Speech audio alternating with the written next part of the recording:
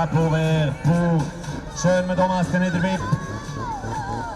Nicolas, ici on est au tranche-pied, on assiste au tractor pulling. Qu'est-ce que c'est exactement? Le but c'est de tirer la remorque sur 100 mètres.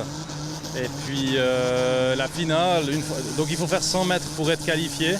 Et puis une fois qu'on a fait les 100 mètres, qu'on est qualifié, ils mettent plus de poids sur la remorque. Et là, c'est celui qui va le plus loin qui gagne la compétition.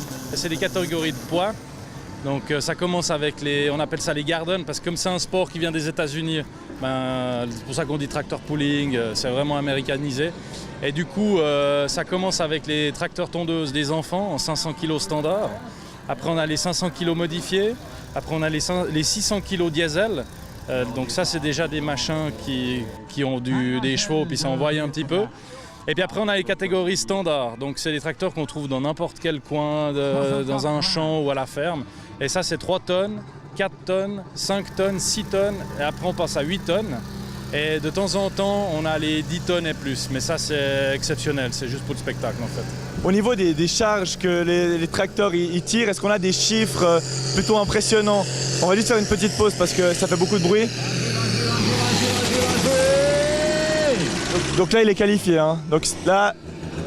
non, il a fait 98 mètres. Ok. Et il faut faire 100 mètres pour être qualifié. Ok. D'accord. Quand on fait le 100 mètres, ça se marque full pull à l'écran, en fait. Voilà. Donc on disait, au niveau des charges que les tracteurs peuvent tirer, qu'est-ce que ça représente? Est-ce qu'il y a des chiffres assez impressionnants? Ouais, c'est compliqué à dire parce qu'en fait, la remorque, elle a un poids de départ. Et puis plus on va avancer, plus le contrepoids dessus va avancer pour freiner encore. Donc au départ, on dit, là, c'est tout des estimations. Hein. Là, je pense que la remorque, elle fait autour des 6-8 tonnes.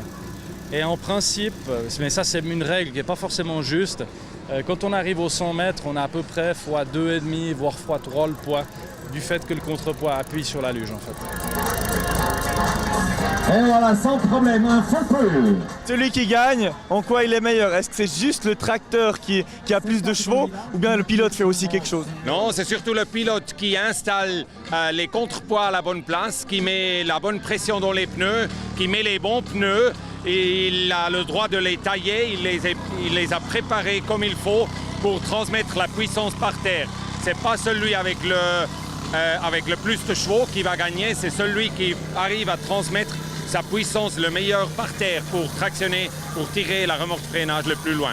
En tirant, on a seulement, la seule truc qu'on peut encore changer, c'est la direction, c'est de rester sur la piste ou bien choisir la bonne piste pour tirer. On a 10 mètres de large, alors on va à gauche ou à droite, ça on peut encore régler, mais par exemple les tractions ou bien la pression dans les pneus, on ne peut plus changer. Ça c'est tout en avant pour optimiser la physique, pour pouvoir tirer le plus loin. Donc si on veut gagner la compétition, il faut surtout bien préparer son tracteur. Exactement, et puis il faut aussi bien lire la piste. Est-ce qu'elle est dure? Est-ce qu'il y a seulement du sable ou bien est-ce qu'il est argileux? Et puis bien préparer le tracteur comme tu as dit. Ouais. Et on peut les applaudir, les 3 gagnants, Meireto, Schön Thomas et Sprenger Daniela, dans cette catégorie très attractive dans ton sport.